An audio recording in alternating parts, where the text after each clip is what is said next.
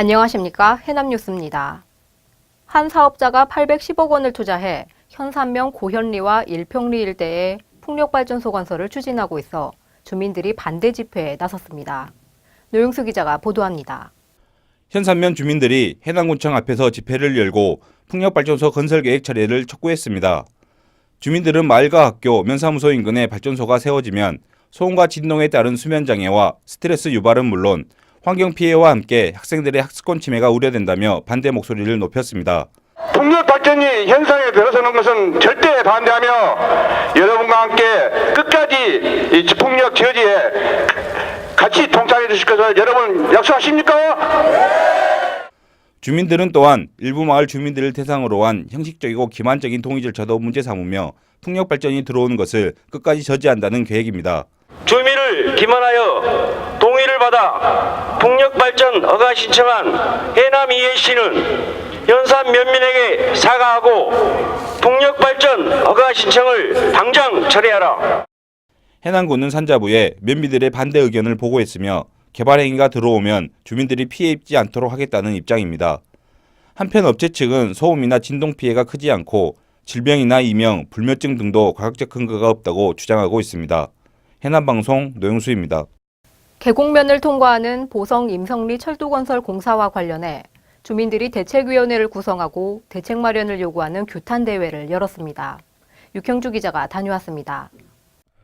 대책위는 흑석산 아래 최고 13m 높이의 토공선로가 세워지면 일조권 침해와 통풍 불량으로 환경 문제가 발생하고 이로 인해 농사에 악영향이 우려된다며 토공 대신 교량화를 주장하고 있습니다.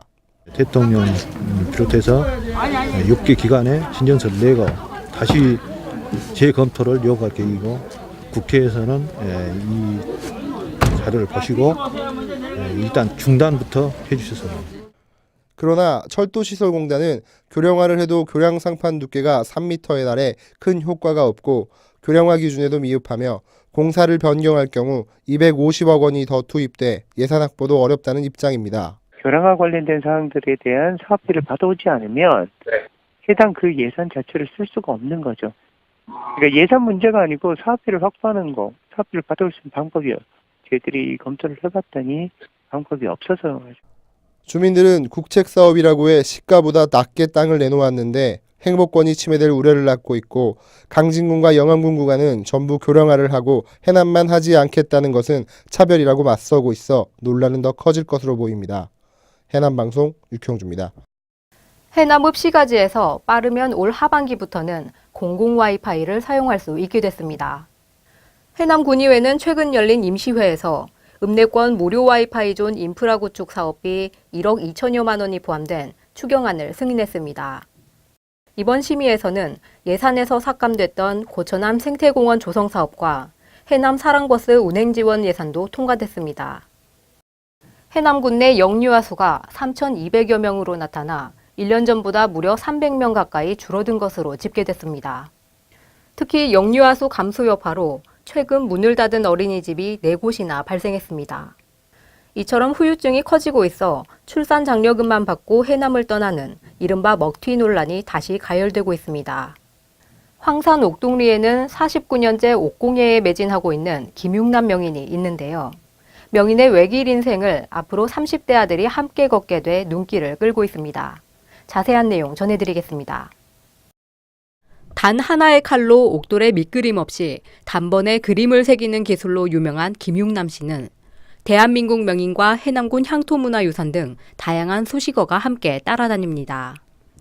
옥공예가 사양길에 접어들어 마땅한 후계자가 없었는데 최근 해외 유학을 하던 아들 혁신 씨가 후계자가 되겠다고 나섰습니다. 끼를 봐야 되잖아요. 아무리 내 자식이지만 아니면 안 된 거예요. 네. 네? 그래서 한번 테스트를 한번 해봤어요. 네. 해봤는데 대놓고 얘기하기는 그렇지만은 내 생각보다는 앞서간 것이 다행이다. 그나마. 혁신 씨는 10여 년 가까이 호주에서 요리사 과정을 밟았으나 이제는 해남의 옥공예를 세계에 알리는 미래를 꿈꾸고 있습니다. 해남의 옥을 유럽식으로 좀 입혀서 좀 그렇게 나가볼까 생각했는데 일하면 일할수록 해남의 전통, 과거의 전통도 되게 이뻐 보여요. 그래서 앞으로 어떻게 될지는 모르겠어요.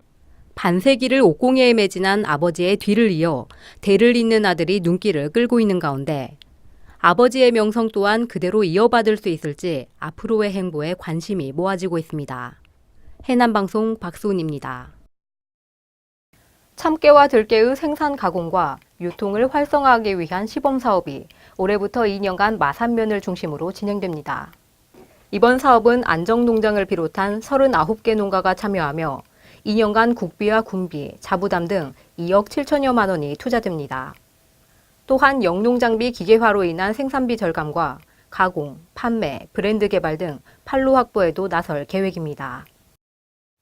지난 16일 해남의 금강생태공원 습지에서 물고기가 떼죽음을 당해 해남군이 원인 파악에 나섰습니다.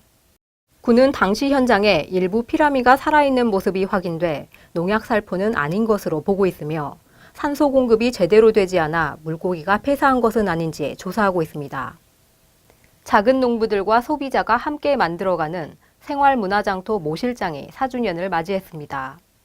지난 17일 해남공원에서 열린 기념장에는 20여 개 팀이 건강한 농산물을 비롯한 다채로운 물품과 먹을거리를 판매해 큰 호응을 얻었고 모실장이 더욱 활발해지길 기원하며 길놀이와 고사도 진행됐습니다. 해남 모실장은 건강한 생활문화 대안장터를 목표로 운영되며 SNS를 활용해 소통하고 있습니다. 논어 다시 읽기 프로젝트 비움과 채움의 첫 강의가 오는 29일 저녁 7시부터 해남 YMCA에서 열립니다. 이남국 인문운동가의 강의로 펼쳐지는 논어 다시 읽기는 29일 소통과 탐구의 올바른 길을 주제로 첫 번째 강의를 진행하고 앞으로 12월까지 총 15회가 열립니다. 강의는 무료로 진행되며 국민 누구나 참여할 수 있습니다. 이상으로 뉴스를 마치겠습니다. 시청해주신 여러분 고맙습니다.